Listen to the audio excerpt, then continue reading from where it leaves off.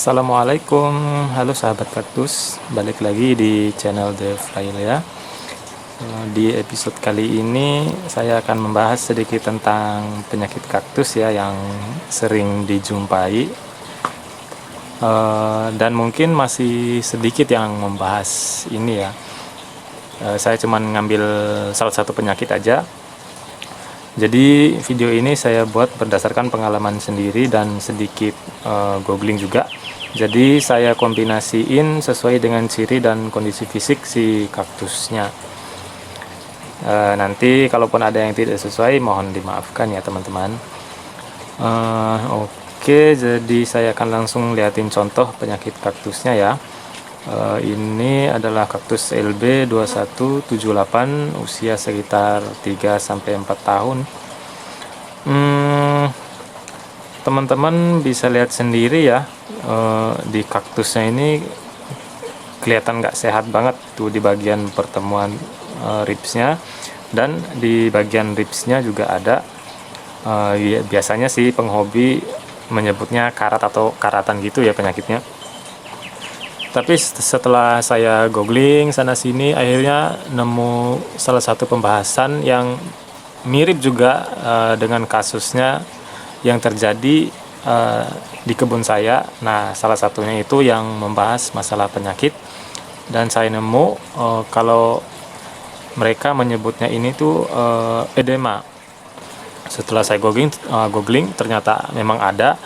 Jadi edema ini di tanaman hias daun-daunan pun ada ternyata, cuman mungkin sedikit berbeda ya, ada sedikit perbedaan di kaktus. Kalau di tanaman dedaunan itu biasanya akan kelihatan kayak mati, coklat.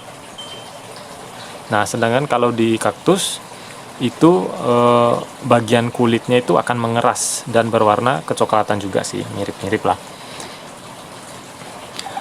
Nah, jadi gampangnya ya, edema ini adalah kondisi di mana lapisan kulit si kaktus ini berubah keras dan kecoklatan.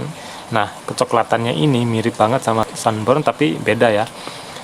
Terjadinya edema ini karena penyerapan air atau nutrisi yang terlalu berlebihan di akar. Dari skala normalnya ya, si kaktus ini bisa menyerap air. Jadi karena kebanyakan, akhirnya si kaktus ini menampung banyak air atau nutrisi dalam waktu yang singkat, sehingga terjadi pecahnya sel di dalam kaktus. Nah, bagian-bagian yang coklat dan keras ini nih yang muncul akibat dari pecahnya sel tersebut.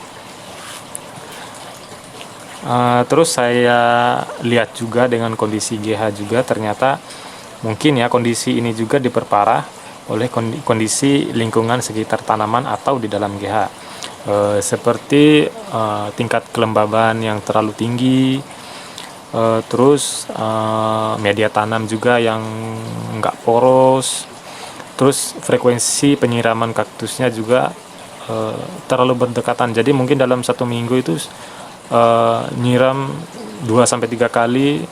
Nah, itu mungkin bisa memicu terjadinya edema ini.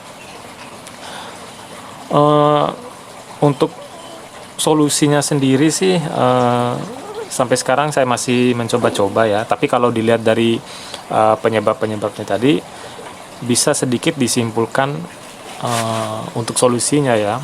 Yang pertama itu pasti campuran media tanamnya itu harus diporosin lagi ya, dengan menambah batu-batuan kayak pumice atau perlite. Itu bisa membantu porosnya media tanam. Terus untuk kelembabannya sendiri itu mungkin DGH saya itu tidak full day ya, terkena sinar matahari. Jadi mungkin itu juga yang menyebabkan kelembaban di dalam GH itu sangat tinggi gitu. Jika menggunakan pupuk cair semacam POC atau yang lainnya, mungkin bisa dikasih jarak ya, ngasih nutrisinya itu mungkin 3 bulan sekali, 6 bulan sekali, atau 9 bulan sekali, mungkin bisa kayak gitu. Atau mungkin bahkan setahun sekali mungkin ya. Atau yang lebih amannya lagi, menggunakan pupuk slow release ya. itu lebih aman lagi tuh buat nutrisi si kaktus tuh, biar nggak overnutrisi kayak punya saya nih.